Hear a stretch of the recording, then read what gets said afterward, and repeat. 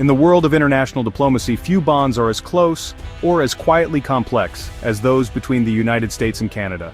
For generations, these two nations have shared not just a border, but a deep economic, cultural, and political partnership that has shaped the very fabric of North America.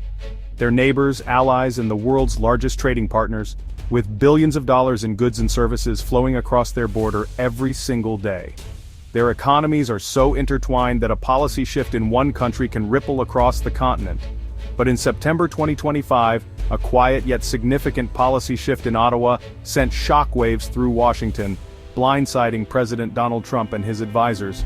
The move was unexpected, catching even seasoned diplomats off guard.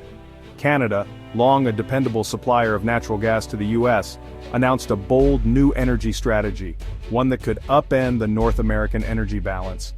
For decades, American homes and industries have relied on Canadian natural gas to keep the lights on and the economy humming.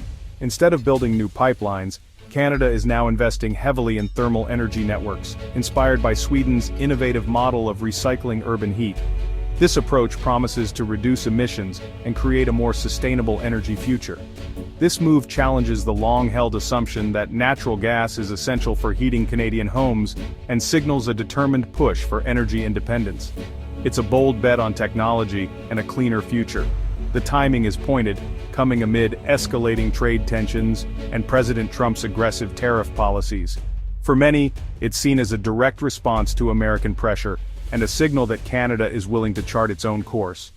Canada's subtle rebellion is more than just environmental policy, it's a strategic assertion of national interest, a declaration that the country will not be pushed around on the world stage. As analysts debate the long-term consequences, the full impact on Trump's agenda and the future of North American energy is only beginning to unfold. One thing is clear, the relationship between these two neighbors is entering a new, more unpredictable chapter. To truly grasp Canada's ambitious vision for the future of heating, it helps to look across the Atlantic to Sweden, a country that has become a global pioneer in district heating technology and innovation.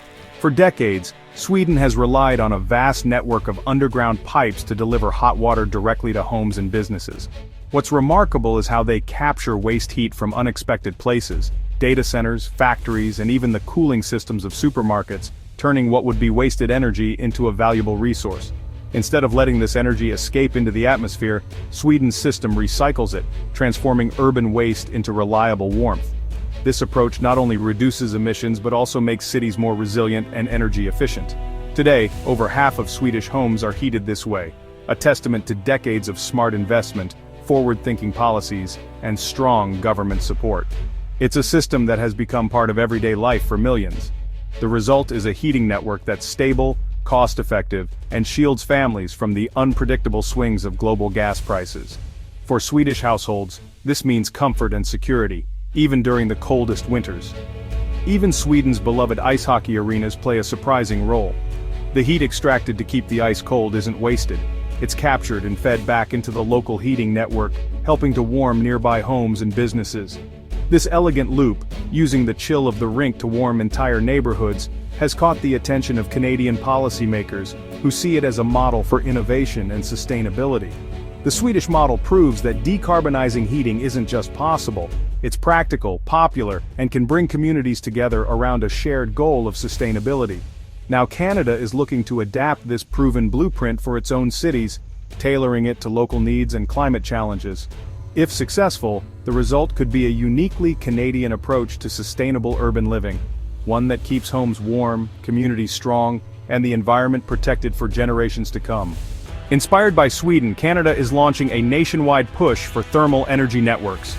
The goal / natural gas use for heating, a major source of Canada's emissions. The plan targets wasted heat from data centers, factories, transit systems, and even municipal wastewater.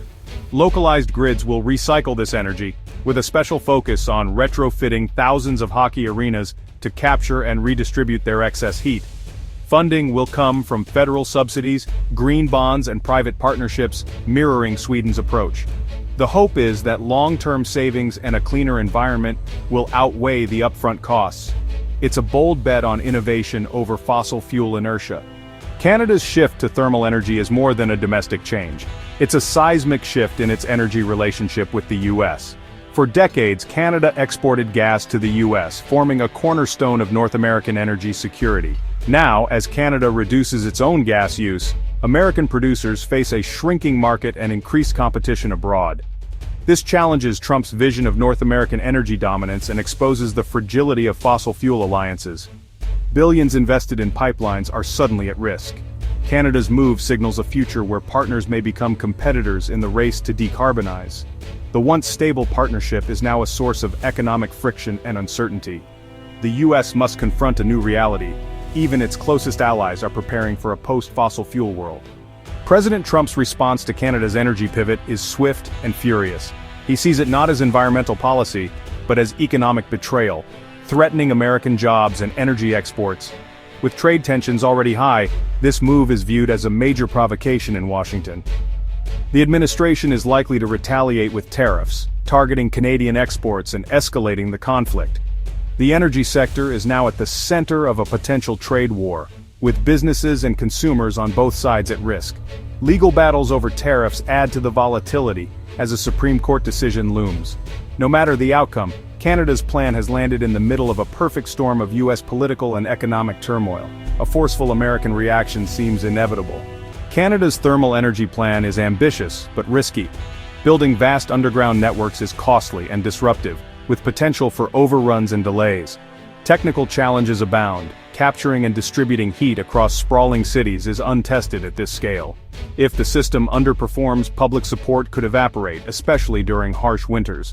A US trade backlash could hurt Canadian industries far beyond energy, risking jobs and economic stability. Political divisions at home may deepen, as provinces and industries push back against the transition. The government is betting that long-term benefits will outweigh short-term pain. But if the project falters, it could leave Canada with debt, disruption, and deepened divisions. Canada's leap into recycled thermal energy is redrawing North America's energy map. By harnessing waste heat and innovative district heating systems, Canada is not just updating its infrastructure, it's fundamentally reimagining how energy can be produced, distributed, and consumed across an entire continent. In the short term, expect cooler relations and more trade disputes with Washington. The United States, long accustomed to being the dominant energy partner, now faces a neighbor charting its own course, potentially disrupting established cross-border agreements and sparking debates over energy security and market access. If Canada's plan succeeds, it could inspire other countries, and even US states, to follow suit, creating a patchwork of energy policies. Provinces and states may begin to experiment with their own versions of recycled energy, leading to a more diverse and decentralized energy landscape across North America. This shift challenges traditional utility models and could fragment the continental energy market. Utilities, regulators, and consumers alike will need to adapt to a new reality where energy flows are less predictable and more locally controlled, potentially upending decades of established practice. For Canada, the move promises greater resilience and energy sovereignty, reducing reliance on volatile global markets. By investing in homegrown solutions, Canada can better shield itself from international price shocks and supply disruptions, while also creating new jobs and industries at home. It's a bold assertion of independence, showing that even close allies can chart their own course. Canada's leaders are sending a clear message. The future of energy doesn't have to be dictated by old alliances or fossil fuel dependencies. The world is watching as Canada and Sweden pioneer a new path away from fossil fuels. Their collaboration signals a growing international movement as countries seek cleaner, more sustainable ways to power their economies and meet climate goals. The immediate future may be turbulent, but the long-term trend is clear. Cleaner, more independent energy systems are on the rise. As renewables and recycled energy gain ground, cities and industries will have to rethink how they source and use power. Canada's gamble could become a roadmap for others. If successful, it will offer a template for nations seeking to balance energy security, economic growth, and environmental responsibility in a rapidly changing world. The new borders of North American energy are being drawn, not with pipelines but with pipes of a very different kind. These underground networks represent not just a technological shift, but a new vision for how nations can thrive in the energy transition era.